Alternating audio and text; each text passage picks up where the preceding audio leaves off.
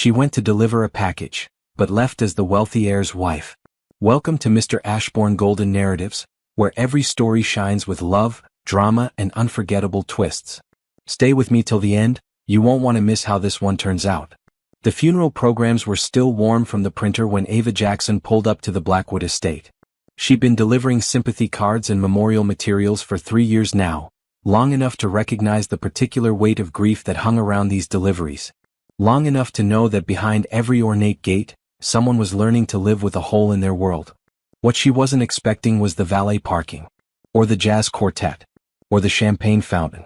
Ava sat in her beat-up Honda, staring at what was either the most inappropriate wake she'd ever seen, or the most elaborate celebration of life in human history. Through the wrought iron gates, she could see people in elegant black attire laughing, clinking glasses, and posing for what appeared to be professional photographs. "This is definitely the right address," she muttered, checking her delivery slip again. 2847 Magnolia Drive. Memorial service for Reginald Blackwood. But why does everyone look so? She paused, searching for the word. Alive. The security guard approached her car. "Miss Jackson? We've been expecting you.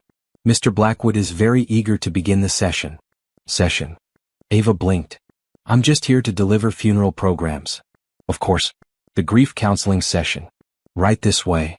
Before Ava could correct him, she was being escorted through gardens that belonged in a magazine, and into a mansion that made her apartment look like a storage closet. The main hall was decorated with black roses, elegant photo displays, and enough candles to stage a Broadway production. But instead of mourning, the atmosphere felt festive? "Ava!" A booming voice echoed from the grand staircase. She looked up to see a man in his 70s descending like he was making a royal entrance. Silver-haired, impeccably dressed in a black suit that probably cost more than her car, and wearing the biggest grin she'd ever seen at a funeral.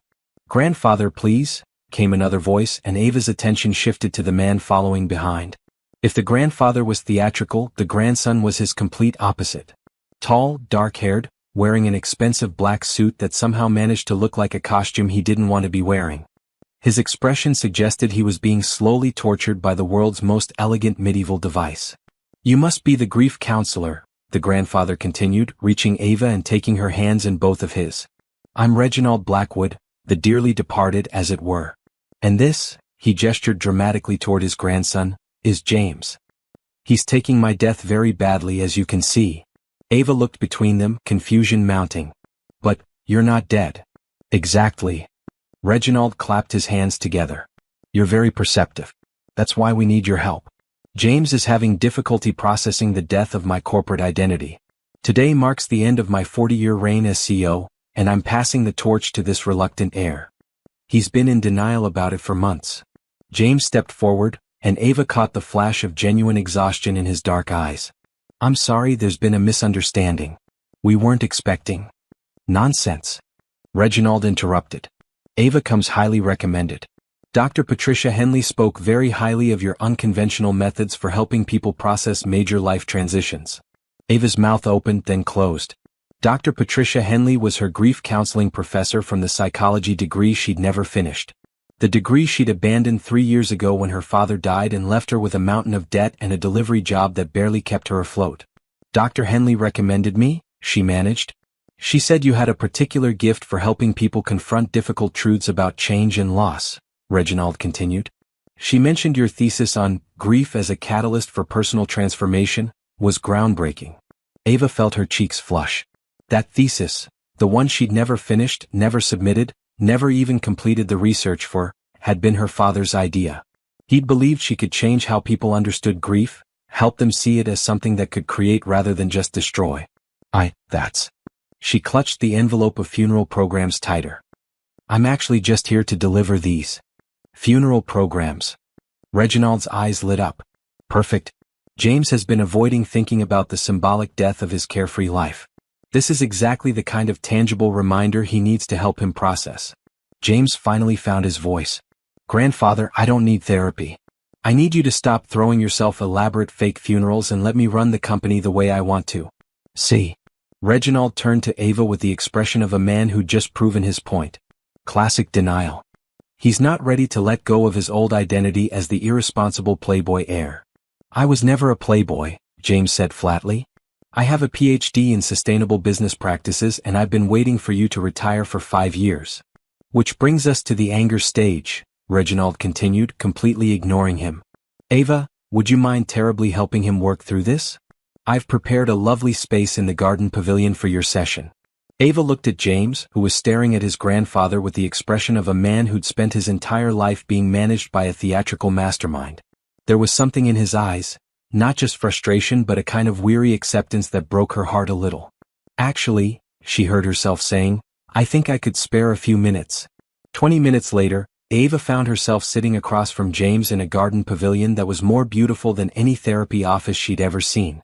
Fairy lights twinkled overhead, soft music played from hidden speakers, and the late afternoon sun filtered through climbing roses that probably had their own gardening staff. You don't have to do this, James said quietly. I can pay you for your time and you can go. My grandfather means well, but he has a tendency to orchestrate situations. Ava studied him. Up close, away from Reginald's theatrical energy, James looked tired. Not sleepy tired, but soul-deep exhausted in a way she recognized from her own mirror. What did you mean when you said you've been waiting 5 years for him to retire? James blinked, surprised by the question. I thought we were pretending you're a grief counselor, not actually doing therapy. Maybe we're doing both. Ava settled back in her chair. I did study psychology for 3 years. And your grandfather isn't entirely wrong. You do look like someone processing a major life change. What gave it away? The fake funeral or the fact that I'm talking to a stranger about my family dysfunction? Ava smiled. The way you said, let me run the company the way I want to. Like you've been holding back ideas for years. Something shifted in James's expression. Surprised maybe that someone had actually listened. I have been. Grandfather built Blackwood Industries into an empire, but it's not sustainable. Not anymore. The way we source materials, our carbon footprint, our labor practices, it's all stuck in 1985. I've been trying to propose changes for years, but he keeps saying I'm not ready for the responsibility. And now he's retiring and I'm inheriting a company that's successful but... James ran a hand through his hair.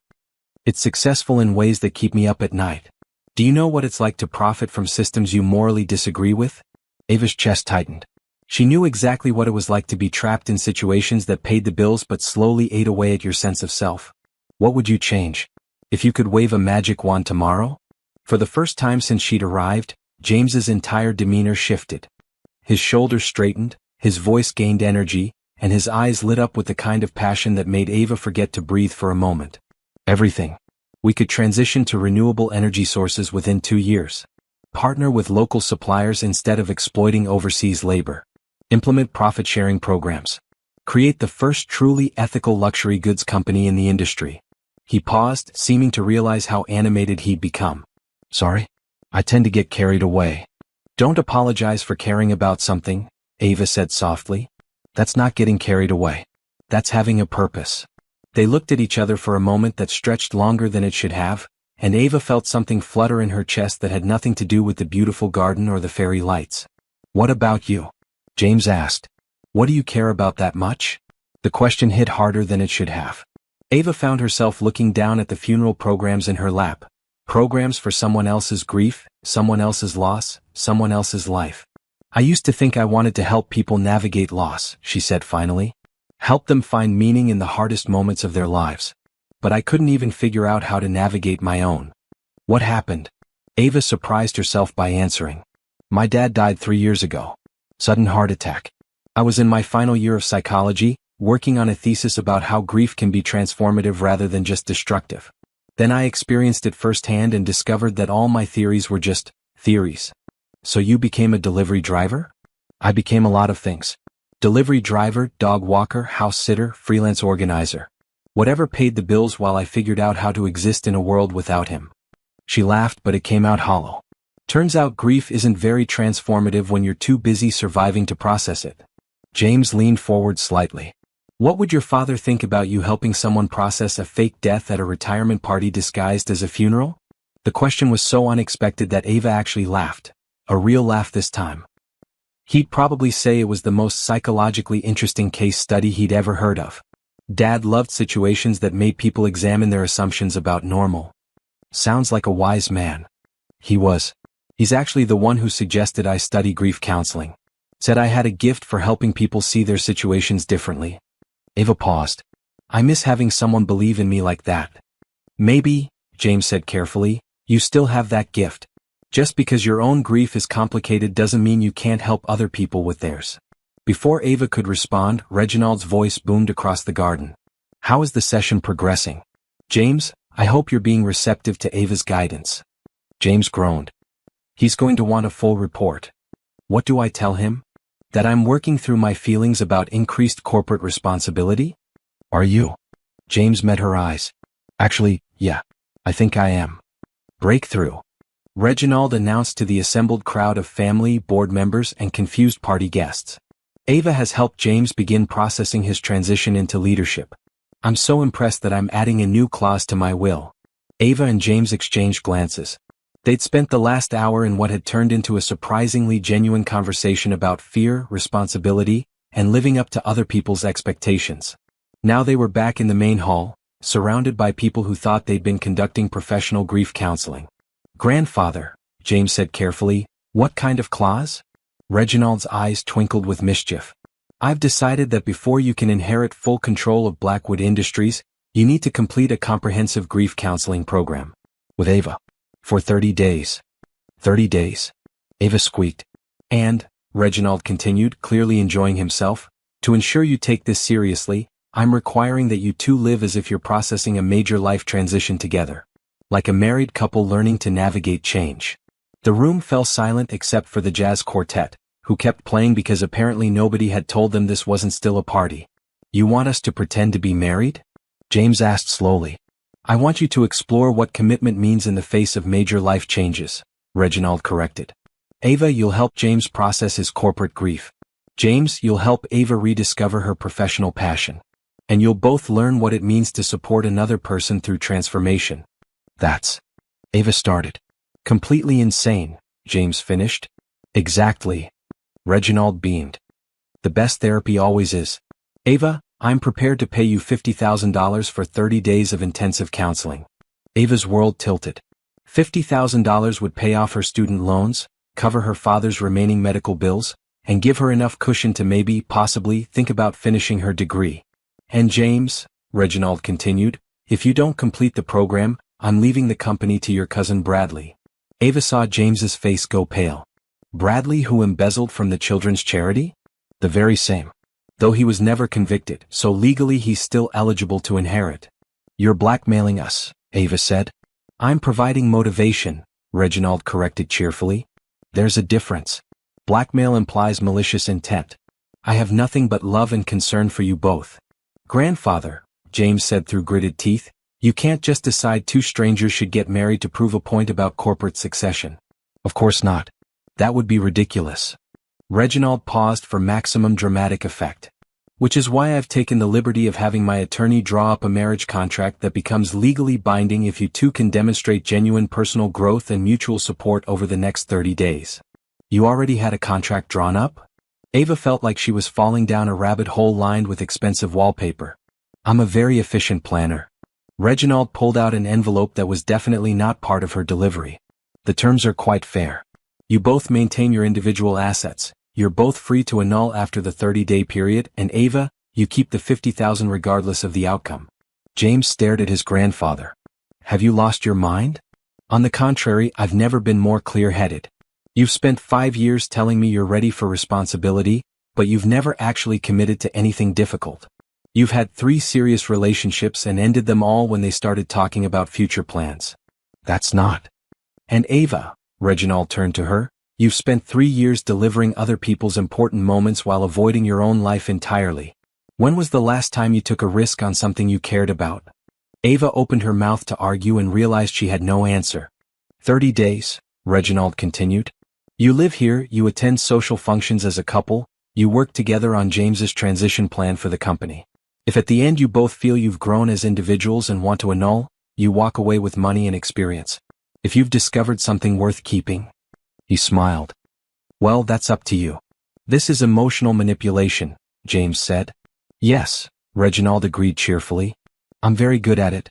It's how I built a business empire. Ava, what do you think?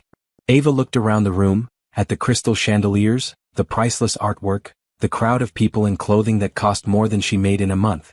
Then she looked at James, who was staring at her with an expression somewhere between panic and hope. $50,000. Enough to change her entire life. A chance to practice the psychology skills she'd abandoned. 30 days with a man who talked about corporate responsibility like other people talked about religion. Do I get my own room? She asked. A lovely suite, Reginald confirmed. Though you'll be expected to maintain the appearance of a committed relationship during public functions. What kind of public functions? James and Reginald exchanged a look that made Ava's stomach drop. Well, James said slowly, there's the board presentation next week.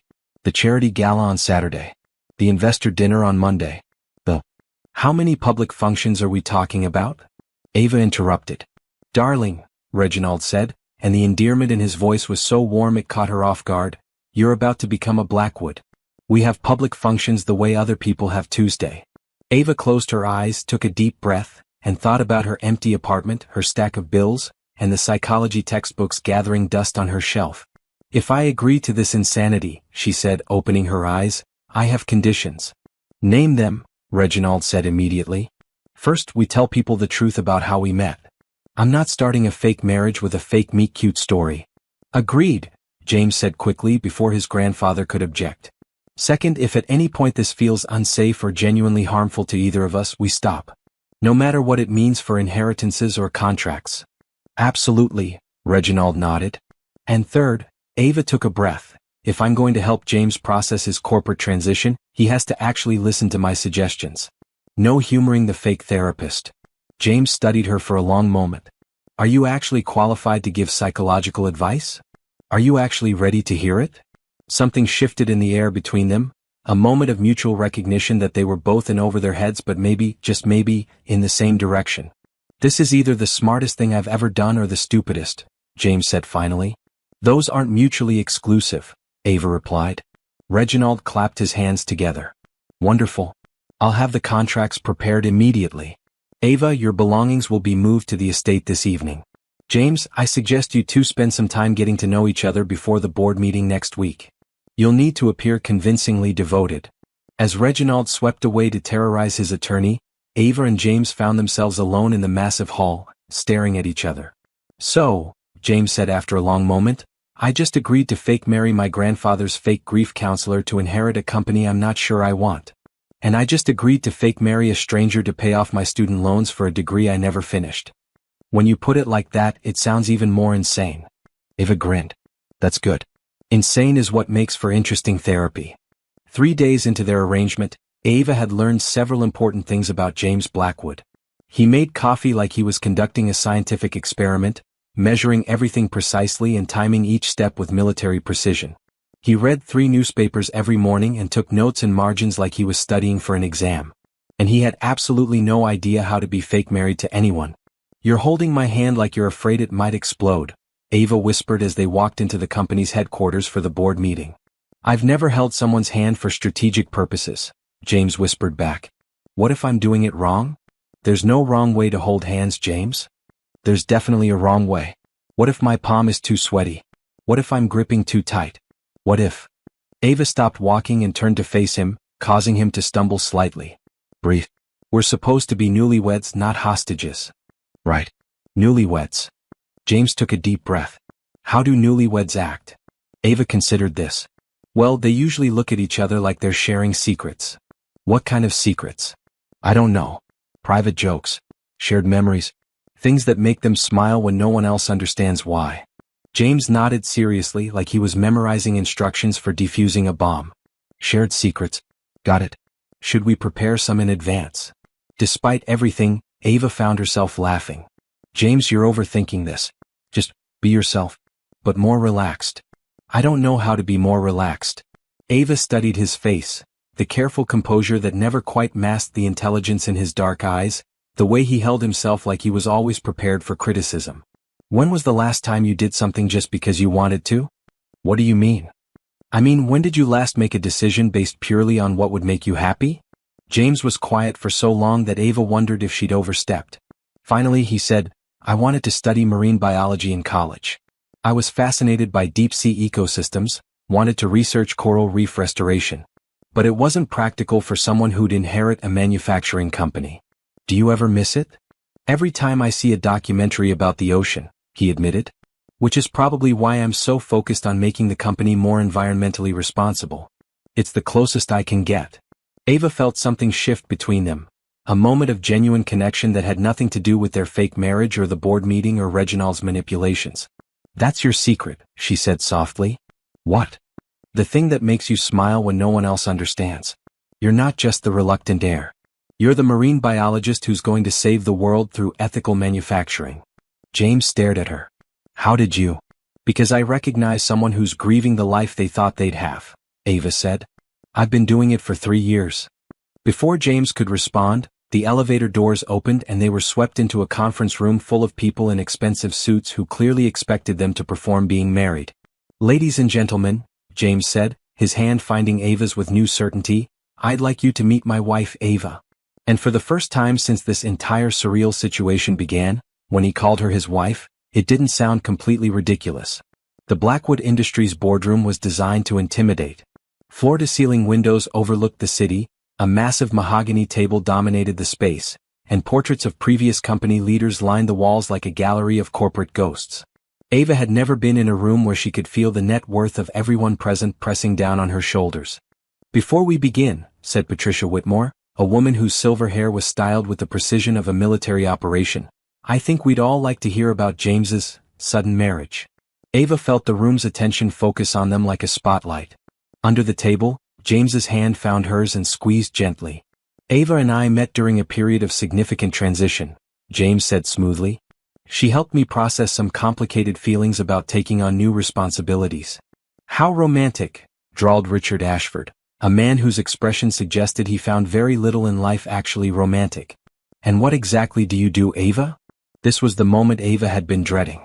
In a room full of people with impressive titles and advanced degrees, how did she explain that she was a college dropout who delivered packages for a living? I help people navigate difficult life changes, she said, which was technically true.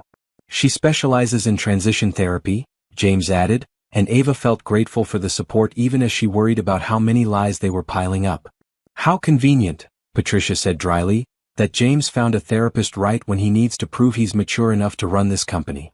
Actually, Ava said, surprising herself, I think James has been ready to run this company for longer than anyone wants to admit.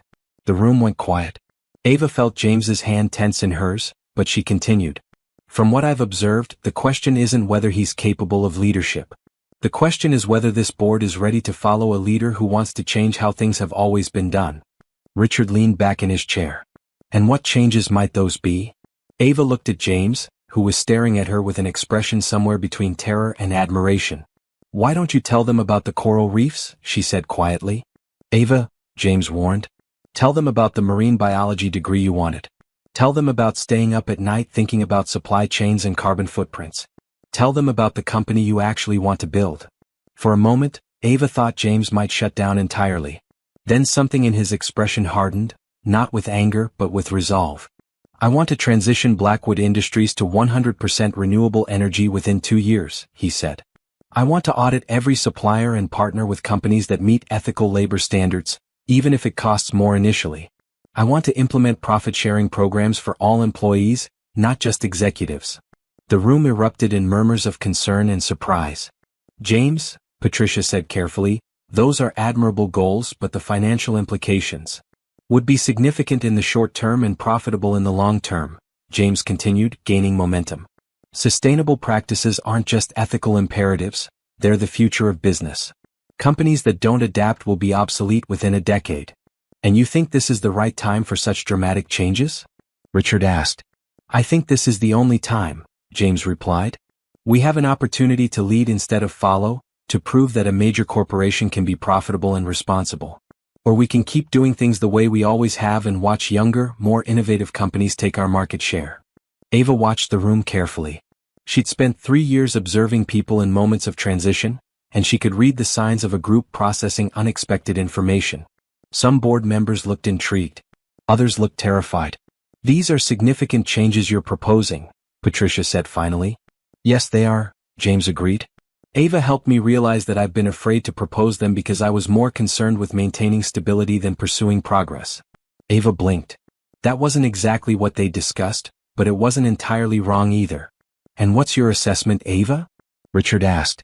Is James ready for this level of responsibility? The question hung in the air, and Ava realized that her answer might actually matter. These people were taking her seriously because they thought she was a professional, and her opinion could influence whether James got the chance to implement his vision. I think, Ava said carefully, that James has been ready for responsibility for years. The question is whether he's ready to disappoint people who prefer the status quo. Meaning? Meaning real leadership isn't about making everyone comfortable. It's about making hard decisions based on your values, even when people resist change. Ava met Patricia's eyes. James knows exactly what kind of company he wants to build. The only thing that was holding him back was fear of not living up to other people's expectations. And now? Patricia asked. Ava looked at James, who was watching her with an expression of complete focus. Now he's more afraid of not living up to his own. The silence stretched for several seconds before Patricia smiled, the first genuine expression Ava had seen from her. Well, Patricia said, it seems like your therapy sessions are quite effective, Ava. James, we'd like to hear a full presentation of your transition plan next week. As the meeting continued with discussions of timelines and implementation strategies, Ava felt James's hand squeeze hers under the table. When she looked at him, he mouthed, "Thank you," with such sincere gratitude that her chest tightened. She just helped him get what he'd been working toward for 5 years. And she had absolutely no idea what she was doing. Ava couldn't sleep. The guest suite was more luxurious than any place she'd ever stayed: Egyptian cotton sheets, a marble bathroom, a balcony overlooking gardens that probably required a team of gardeners, but her mind was racing. She'd spent the day watching James present his corporate transformation plan to increasingly interested board members. She'd seen him light up when talking about sustainable manufacturing, watched him field challenging questions with expertise she hadn't expected, observed him slowly gaining confidence as people took his ideas seriously. She'd also spent the day pretending to be someone she wasn't, offering psychological insights she wasn't qualified to give, and accepting praise for helping someone she barely knew. At 1 a.m., she gave up on sleep and padded downstairs to the Kit Jackson, hoping to find tea and maybe some clarity. Instead, she found James sitting at the massive marble island, surrounded by spreadsheets and laptop screens, still in his dress shirt from the meeting but with his sleeves rolled up and his hair mussed like he'd been running his hands through it. "Can't sleep either?" he asked without looking up. "Your guest bed is more comfortable than my entire apartment.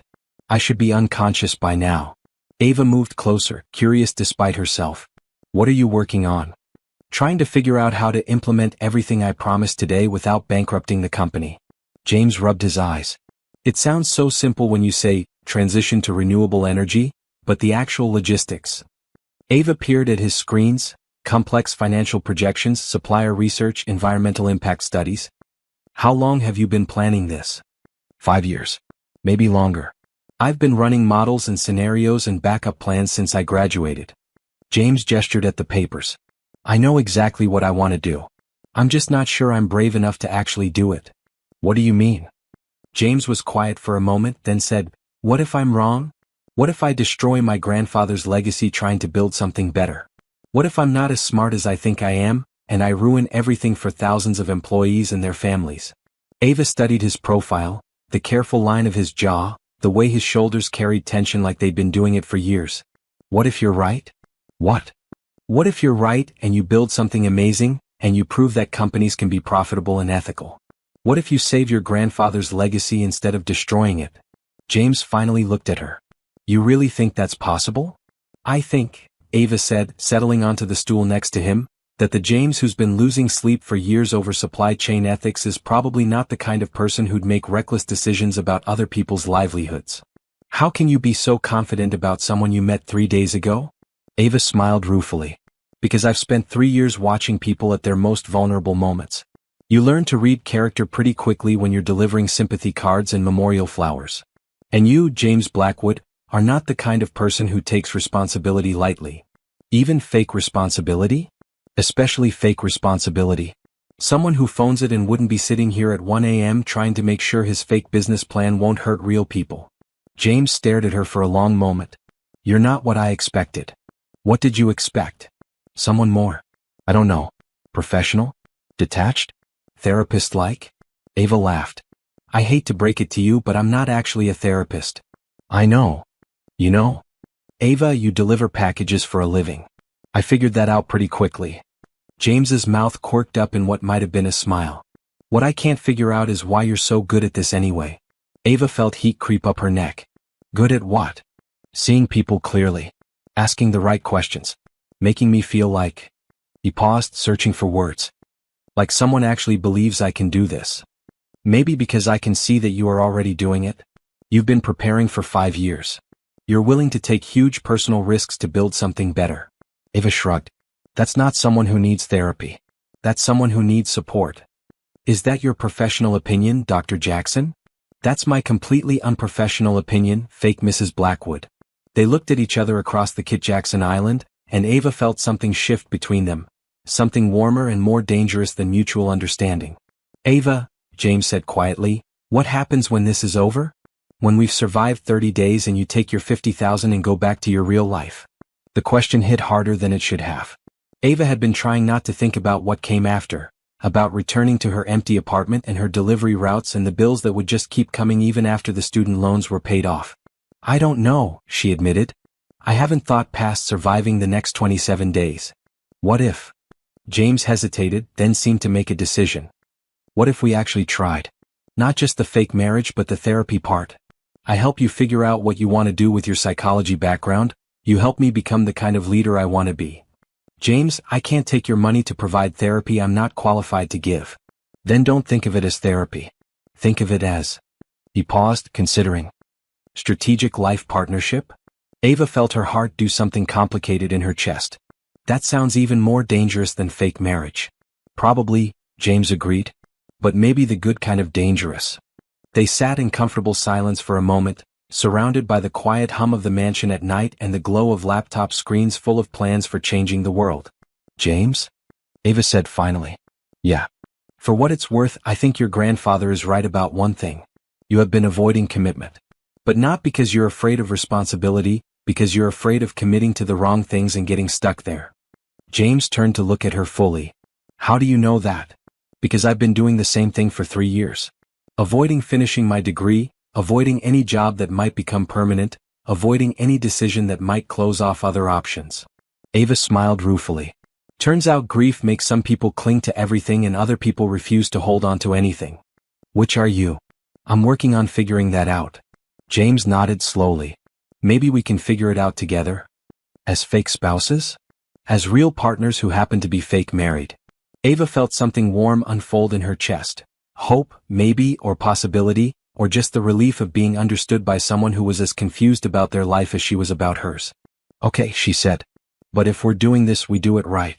Real honesty, real support, real conversation about what we actually want from our lives. Deal, James said, and when he smiled, really smiled, not the careful corporate expression she'd seen him wear in meetings, Ava understood why his grandfather was so determined to see him happy. Now, she said, standing up and closing his laptop decisively, Lesson 1 in being fake married. Real spouses don't let each other work until 1 a.m. when they have a charity gala tomorrow. We have a charity gala tomorrow? We have a charity gala tomorrow. And apparently I need to learn how to be the kind of person who goes to charity galas. James laughed, the first completely unguarded sound she'd heard from him. Ava, I have a feeling you're going to be much better at this than either of us expected. I can't do this, Ava said, staring at herself in the full-length mirror of her suite. The dress James had somehow procured for her was stunning. A deep navy blue that brought out her eyes, with clean lines that made her feel elegant rather than overdressed.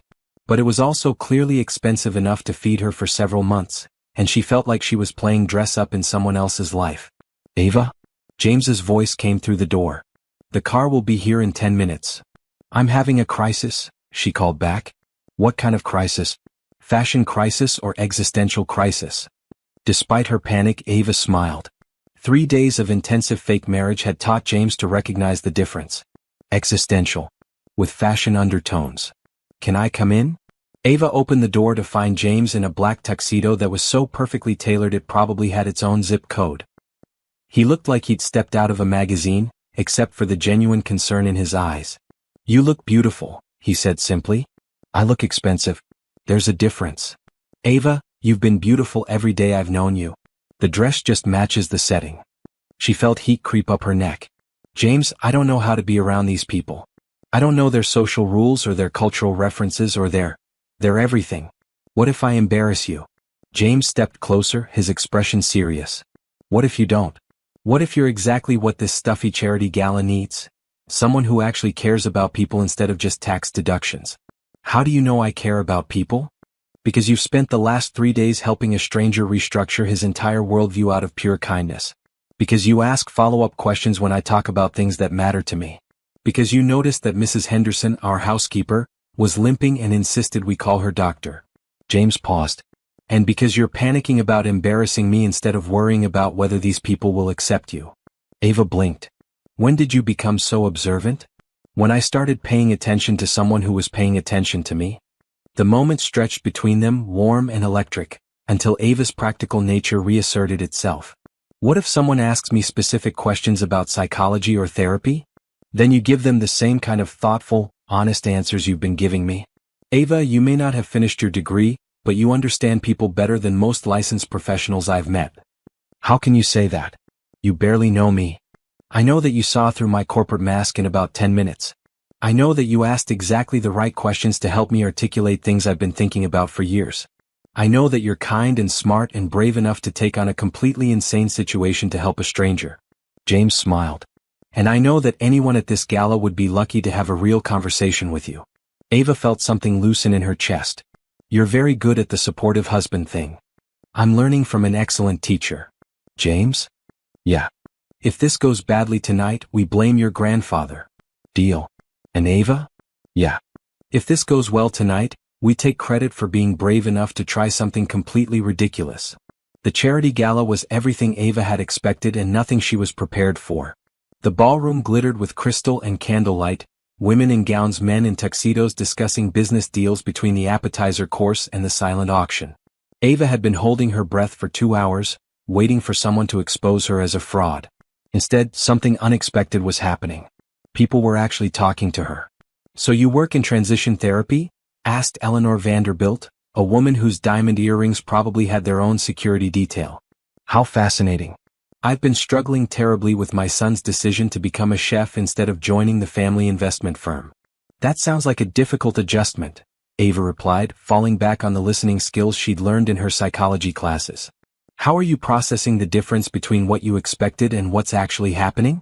I hadn't thought of it that way, Eleanor said thoughtfully. Across the table, Ava caught James's eye. He was deep in conversation with a man she'd been introduced to as the head of the environmental foundation they were supporting tonight, and both men looked genuinely engaged rather than just politely social. Ava, Eleanor continued, would you mind if I asked you something personal? How did you and James meet? Ava's practiced answer, about meeting during his transition period, died in her throat as she saw the genuine curiosity in Eleanor's eyes. I was delivering funeral programs to his grandfather's fake funeral, she said before she could stop herself. Eleanor blinked. I'm sorry, what? James's grandfather threw himself a retirement party disguised as a memorial service. I got confused by the mixed signals and accidentally became his grief counselor for inheriting a company he wasn't sure he wanted. Ava took a sip of wine, wondering if honesty was the right strategy or professional suicide. It was either the most ridiculous meet-cute in history or the beginning of an elaborate psychological experiment. Eleanor stared at her for a moment, then burst into delighted laughter. That's the most refreshing thing I've heard all evening. Do you know how many charity galas I've attended where people give me rehearsed stories about how they met at Harvard or through mutual friends at the yacht club? Probably a lot? Constantly. But a fake funeral? Accidental grief counseling? My dear, that's a love story worth telling. Ava felt some of her tension ease. It's definitely been an adventure. And James? How is he handling his grandfather's theatrical retirement? Ava looked across the room, where James was now animatedly explaining something about carbon footprint reduction while gesturing with his wine glass. His earlier corporate stiffness had melted away, replaced by the passionate energy she'd seen when he talked about changing the company. He's handling it by becoming exactly who he was meant to be, Ava said softly. You're very fond of him. The observation wasn't a question, and Ava felt her cheeks warm. He's easy to believe in. That's a lovely way to put it. Eleanor smiled. You know, I've known James since he was a child. His parents died when he was 12, and Reginald raised him with enormous expectations and very little room for mistakes. James has spent his entire adult life trying to be worthy of a legacy he never asked for. Ava felt her heart clench. I didn't know about his parents. He doesn't talk about it much. But I think, Eleanor glanced toward James, he's different tonight. Lighter. More like the curious, passionate boy he was before he learned to carry so much weight. Before Ava could respond, she heard Reginald's voice booming across the ballroom. Ladies and gentlemen, if I could have your attention. I'd like to share some wonderful news about my grandson and his remarkable wife. Ava felt the blood drain from her face. Across the room, James had gone completely still. James and Ava have agreed to demonstrate their commitment to transformation by sharing their journey with all of us. Reginald continued, clearly enjoying the spotlight. They'll be documenting their 30-day intensive therapy process, showing how couples can support each other through major life changes. The room applauded politely, but Ava barely heard it over the rushing in her ears. She met James's gaze across the crowded ballroom and saw her own panic reflected in his expression. Furthermore, Reginald continued, Ava has graciously agreed to consult with Blackwood Industries on implementing psychology-based approaches to corporate transition management. Ava stood up so quickly her chair nearly toppled. Excuse me, she murmured to Eleanor, and made her way toward the terrace doors, needing air and space and maybe a complete escape route. She made it to the garden before James caught up with her. Ava, wait. He just told a room full of influential people that I'm going to consult on corporate psychology. Ava spun around, her careful composure finally cracking. James, I never finished my degree. I don't know anything about corporate consulting. I deliver packages for a living. I know. You know? You know, and you're not panicking? Ava, I've spent the last 3 days watching you understand people and situations with more clarity than consultants my grandfather pays 6 figures. You may not have a diploma, but you have something better. What? Actual insight. James moved closer, his voice gentle. Do you think the advice you gave me about leadership was wrong? That's not the point. Do you think your observations about the board's resistance to change were inaccurate? James?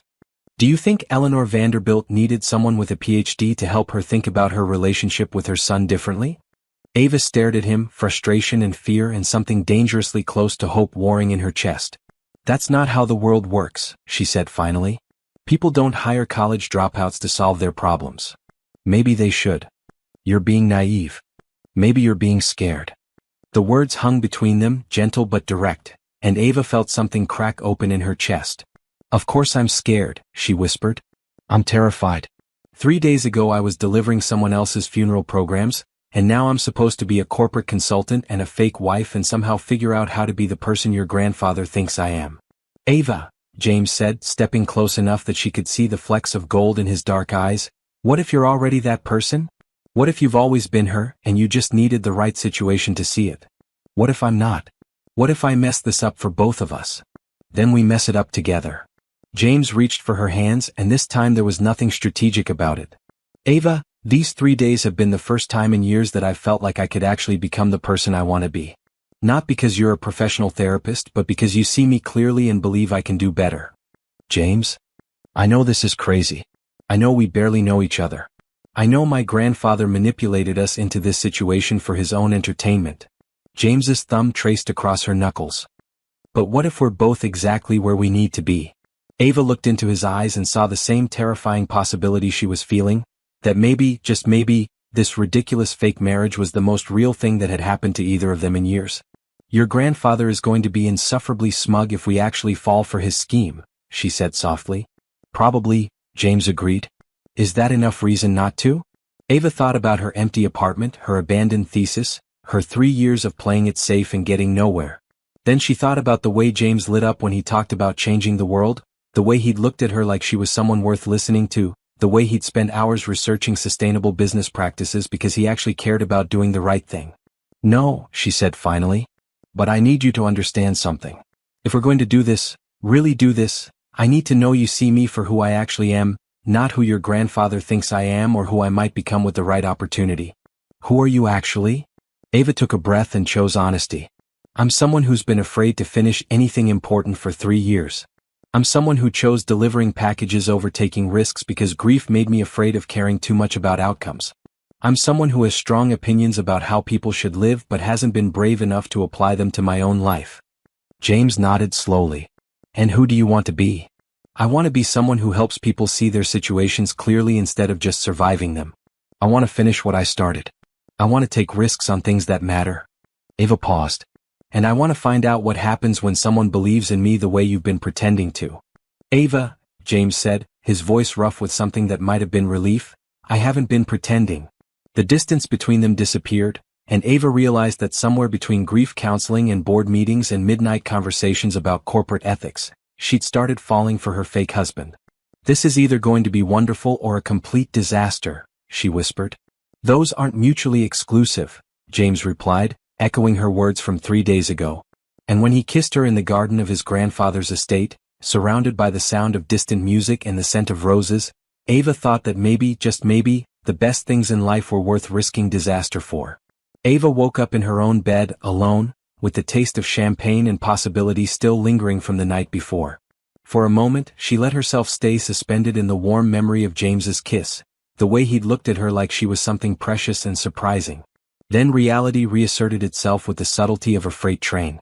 She'd kissed her fake husband at a charity gala after agreeing to consult on corporate psychology despite being completely unqualified.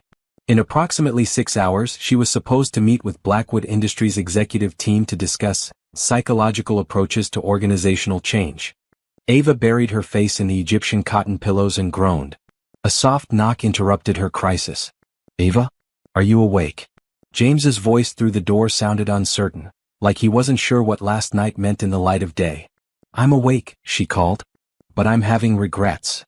About the kiss or about agreeing to consult with the executives? Yes. She heard him laugh, and despite everything, Ava felt some of her panic ease. Can I come in? I brought coffee and a possible solution to your existential crisis. Ava sat up, finger combing her hair into something resembling order. Come in, but I can't promise I won't flee the state before noon. James entered carrying a tray with coffee and what appeared to be pastries from a bakery that probably required reservations. He was dressed casually, jeans and a soft gray sweater that made him look younger and more approachable than his usual corporate uniform. First, he said, setting the tray on her bedside table, the coffee is exactly the way you like it. 2 sugars, splash of cream, strong enough to wake the dead. Ava accepted the mug gratefully. How do you know how I like my coffee? I've been watching you doctor the Kit Jackson coffee for 3 days. I'm observant when it matters. And second. James sat on the edge of her bed, careful to maintain appropriate distance but close enough that she could see the flecks of green in his eyes. Second, I spent the morning researching your undergraduate coursework and the thesis you never finished. Ava nearly choked on her coffee. You did what? Ava, your academic record is impressive. Dean's list for 6 semesters, research assistant for 2 different professors, peer tutor for statistics and abnormal psychology. You weren't just coasting toward a degree, you were excelling. That was before. Before your father died and you had to drop out to pay medical bills and funeral expenses. I know. I also know that your thesis advisor, Dr. Patricia Henley, still lists you as temporarily withdrawn rather than dropped out. Ava stared at him. You called Dr. Henley? I called Dr. Henley. She remembers you very clearly. Said you had one of the most intuitive understanding of grief psychology she'd ever encountered in a student. James paused. She also said she'd be happy to discuss completing your degree part-time if you were interested. James, why would you? Because, he interrupted gently, last night when you talked about wanting to help people see their situations clearly, you weren't talking about some fantasy future version of yourself. You were talking about who you already are. You just needed someone to remind you. Ava felt tears prick her eyes. I can't afford to go back to school. What if I told you that Blackwood Industries has a continuing education program for employees and their families? James? What if I told you that we genuinely need someone to help us navigate the psychological aspects of corporate culture change, and you're the most qualified person I know? I'm the only person you know who's studied psychology. You're the only person I know who understands that changing a company isn't just about new policies, it's about helping people process the loss of familiar systems and embrace new ways of thinking. James met her eyes. Ava, yesterday you helped our board understand that resistance to change is often just fear of loss. That's not common sense. That's professional-level insight. Ava set down her coffee mug with shaking hands. You're offering me a job. I'm offering you a chance to do the work you were meant to do. Whether we stay fake married or become real married or go back to being strangers in 30 days, this part doesn't have to be fake. What if I'm terrible at it? What if you're not? Ava looked at James, really looked at him. 3 days ago he'd been a stranger trapped in his grandfather's elaborate scheme. Now he was someone who'd researched her academic history and called her former professors and offered her a chance to reclaim the future she'd abandoned. Why? She asked quietly. Why would you do this for me? James was quiet for a long moment, then said, because watching you help me become braver made me want to return the favor. And because. He hesitated. Because last night when I kissed you, it wasn't strategy or performance or anything to do with my grandfather's manipulation. It was because you're remarkable and I wanted to kiss someone remarkable. Ava felt her heart do something acrobatic in her chest. James? I know it's complicated. I know we're in a weird situation that makes it hard to know what's real. But Ava, the way I feel about you, that's not complicated. That's the simplest thing in my life right now. Before Ava could respond, Reginald's voice echoed through the mansion's intercom system. James? Ava. Family meeting in the library in 15 minutes. We have exciting developments to discuss. James groaned. He sounds suspiciously pleased with himself. More than usual? Much more. That's his, I've been plotting and it's working perfectly voice. Ava felt a flutter of nervousness. What do you think he's done now? With my grandfather? Anything is possible. He once convinced a business rival to sell him a company by staging an elaborate haunting of the man's office building. Please tell me you're joking. I wish I was. Grandfather hired actors, special effects technicians, and a historian to create a convincing ghost story about the building's previous owner seeking revenge on unethical business practices. Ava stared at him. That's actually kind of brilliant. It was completely unethical and probably illegal, but yes, it was brilliant. The man sold within a week. James stood up. Which is why I'm nervous about what he's planning for us. Well, Ava said, getting up and smoothing her dress, whatever it is, we'll face it together. As fake spouses or real partners? Ava looked at James, at his worried expression and his careful posture and the way he was trying so hard to give her space to make her own decisions about their impossibly complicated situation. As people who are figuring it out as we go, she said finally. And James? Yeah. Thank you. For the job offer and the research and for seeing me more clearly than I've been seeing myself. Thank you for helping me remember who I wanted to become. They looked at each other for a moment that felt suspended in possibility, then James offered her his arm with exaggerated formality. Shall we go see what chaos my grandfather has orchestrated now? Lead the way, fake husband. With pleasure, fake wife. But as they walked toward the library together, Ava couldn't help but notice that the fake part was starting to feel less and less accurate. The library was Reginald's favorite room for dramatic announcements, and he'd clearly prepared for this one. He sat behind the massive oak desk like a general planning a campaign, with legal documents spread before him and an expression of pure satisfaction. Ah, the happy couple, he announced as they entered. Please sit. We have much to discuss.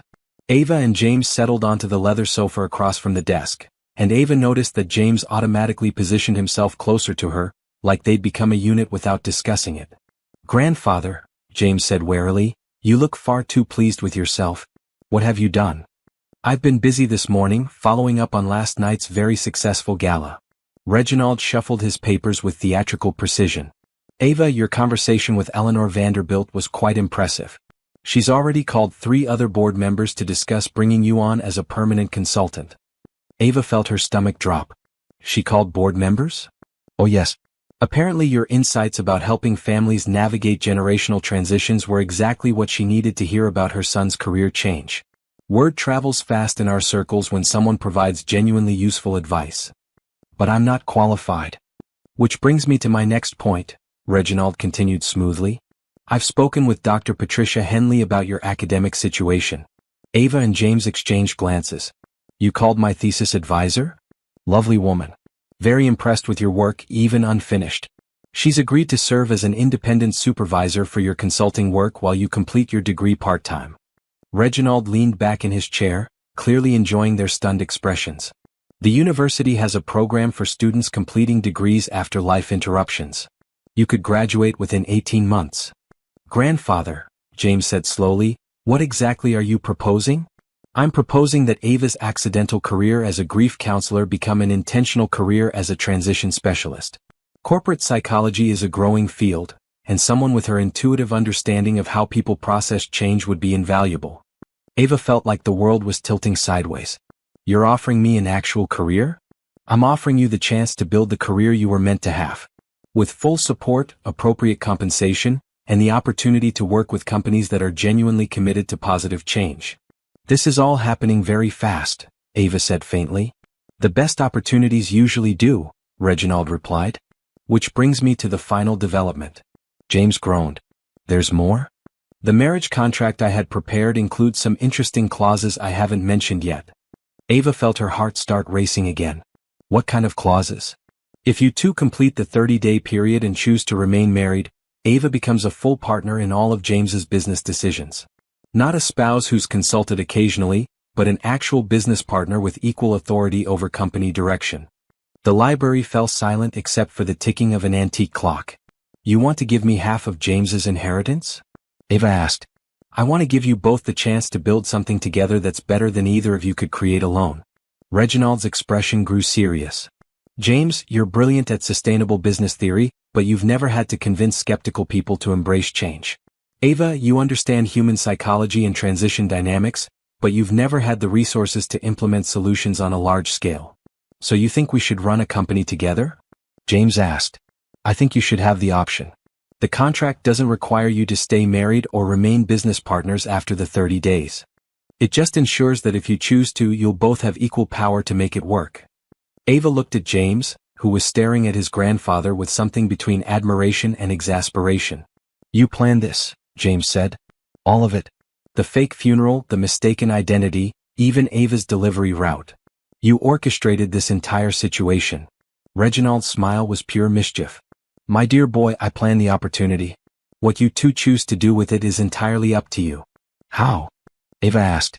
How could you possibly have planned for me to show up at the wrong address? I may have had a conversation with your dispatcher about the importance of supporting grief services in our community, Reginald said innocently. And I may have mentioned that we were particularly interested in working with drivers who had psychology backgrounds. Ava felt her mouth fall open. You researched my employment records? I research all my potential family members thoroughly. I'm not your family member. Not yet, Reginald agreed cheerfully. But I'm optimistic. James rubbed his forehead. Grandfather, you can't just decide two people should fall in love and then manipulate circumstances to make it happen. Of course not. That would be presumptuous. Reginald paused. I can, however, create opportunities for two people who are perfectly suited for each other to discover that fact naturally. Perfectly suited? Ava laughed, but it came out shaky. We met 3 days ago. Ava, dear, some people live together for decades and never truly see each other. You and James understood each other within hours. Reginald stood up, straightening his suit jacket. The question isn't whether you're compatible, it's whether you're both brave enough to find out how compatible. He moved toward the door, then paused. Oh, and children? The media has picked up the story of your romantic whirlwind courtship. Apparently the idea of the reluctant heir falling for his grief counselor during a fake funeral is exactly the kind of human interest story people find irresistible. The media? Ava squeaked. Nothing too intrusive. Just a lovely piece in the society pages about love blooming in unexpected circumstances. I thought you should know before you see it online. With that, Reginald swept out of the library, leaving Ava and James alone with the contracts, the career offers, and the sudden realization that their private experiment in fake marriage had become very, very public. Ava, James said quietly, we can stop this. Right now. I can tell the press it was all a misunderstanding, pay you the $50,000, and you can go back to your regular life. Ava looked at the contracts on the desk. Legal documents that would give her a career, an education, and a chance to build something meaningful with someone who'd somehow become important to her in less than a week. Then she looked at James, who was offering her an escape route even though she could see in his eyes that he was hoping she wouldn't take it. What's your honest opinion? She asked. Not about what your grandfather wants or what looks good publicly or what makes financial sense. What do you want to happen next? James was quiet for a long moment, then said, I want to find out if what happened between us last night was real or just the result of good wine and romantic lighting. And if it was real? Then I want to find out what we could build together. Not just personally but professionally. I want to see what kind of company we could create, what kind of impact we could have. James met her eyes. I want to see who we become when we stop being afraid of committing to something important. Ava felt her heart make a decision before her brain caught up. Okay. Okay, let's do this. The real therapy, the business partnership, the completely insane experiment in collaborative life building. Ava took a breath. But James? Yeah. If we're going to be business partners and potential real spouses, I need you to promise me something. Anything. Promise me that if this doesn't work, if we discover we're not as compatible as we think, or if the business partnership is a disaster, or if we're just caught up in your grandfather's elaborate manipulation, promise me we'll be honest about it. I promise. But Ava? Yeah. Promise me something too. What? James stood up and extended his hand to her, and Ava realized he was offering her more than just help standing up. He was offering her a partnership in every sense of the word. Promise me you'll trust yourself enough to find out what happens when you stop playing it safe. Ava looked at his outstretched hand, then at the contracts on the desk, then at the man who'd somehow convinced her to believe in possibilities she'd been afraid to consider. I promise, she said, taking his hand and letting him pull her to her feet. But if your grandfather starts taking credit for orchestrating our entire relationship, I'm filing a complaint with someone. Who would you file a complaint with about excessive matchmaking? I don't know. The Better Business Bureau? The Department of Meddling Elderly Relatives. James laughed. Ava? Yeah. I'm really glad you delivered those funeral programs to the wrong address. James? Yeah. So am I. And as they stood together in the library, surrounded by legal contracts and new possibilities and the lingering scent of Reginald's expensive cologne, Ava realized that sometimes the best things in life started with the most ridiculous circumstances. She'd come to deliver a package and somehow found herself on the verge of claiming a completely different life. One that included graduate school and corporate consulting and a man who looked at her like she was capable of changing the world. It was terrifying and exhilarating and completely insane. It was also, Ava was beginning to suspect, exactly what she'd been looking for without knowing it. Mrs. Blackwood, the Times reporter is here for your interview. Ava looked up from her laptop, where she'd been reviewing her latest research on organizational psychology and change management. The title still made her do a double take, even though she and James had made their marriage legally real 3 months ago in a ceremony that was thankfully much more subdued than Reginald's fake funeral. Send him to the conference room, Ava said. And ask James to join us when he's finished with the sustainability team meeting. 6 months ago, she'd been delivering packages and avoiding her own life. Now she was Dr. Ava Blackwood. She'd finished her degree in record time with Dr. Henley's guidance, co-CEO of Blackwood Industries, and apparently interesting enough for the business press to want to interview about revolutionary approaches to corporate transformation.